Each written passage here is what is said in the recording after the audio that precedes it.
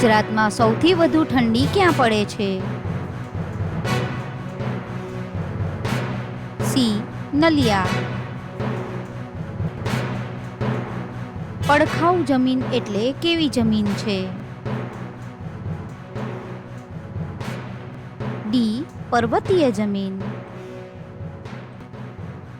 નીચેના પૈકી કયો રવિ પાક છે? એ. ઘઉં.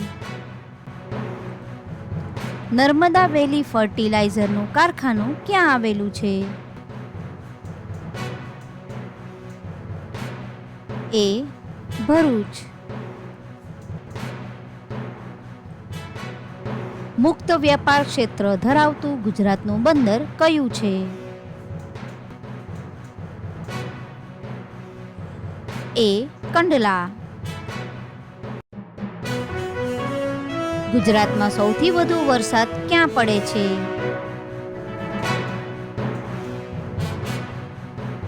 સી.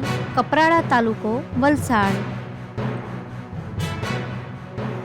બરડો ડુંગર ક્યાં આવેલો છે? ડી. સૌરાષ્ટ્ર.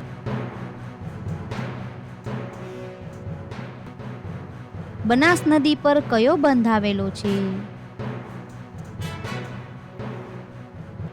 ડી. દાંતીવાડા. રતનમહાલના જંગલોમાં કયા પ્રાણીનું અભયારણ્ય આવેલું છે? ડી. રીંછ. ગુજરાતમાં નર્મદા યોજનાનો પ્રારંભ શિલારોપણ કયા વર્ષમાં થયો હતો? બી. ઈસવીસન 1961. ગુજરાતમાં રીંછ અભયારણ્ય જેસોર હિલ્સ ક્યાં આવેલું છે? સી. બનાસકાંઠા. નીચેના પૈકી કયા પાકને મોલોમશી થતા નથી?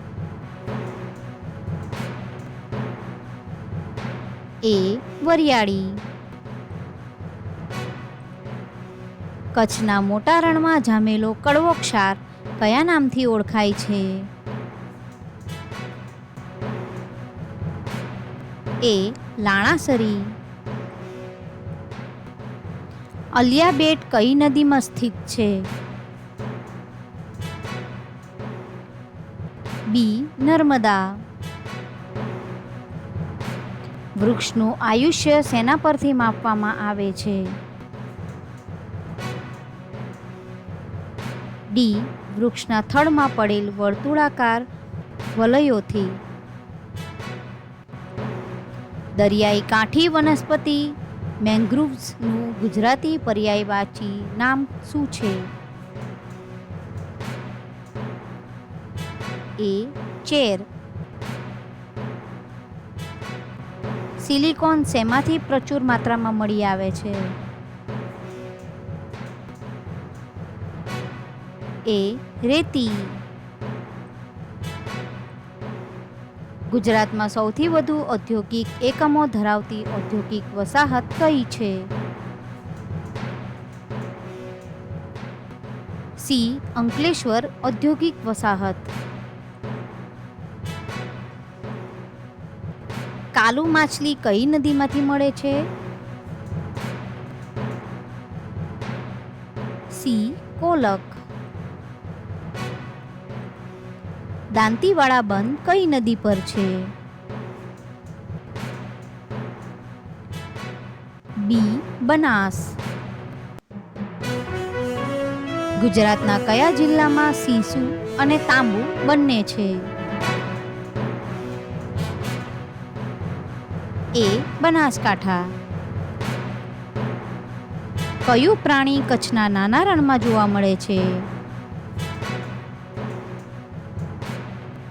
એ. ગુડખર. નીચેના પૈકી સૌથી વધુ તાલુકા ધરાવતો જિલ્લો કયો છે? ડી. બનાસકાંઠા. મોઢેરાનું સૂર્ય મંદિર કઈ નદીના કિનારે આવેલું છે? સી. પુષ્પાવતી.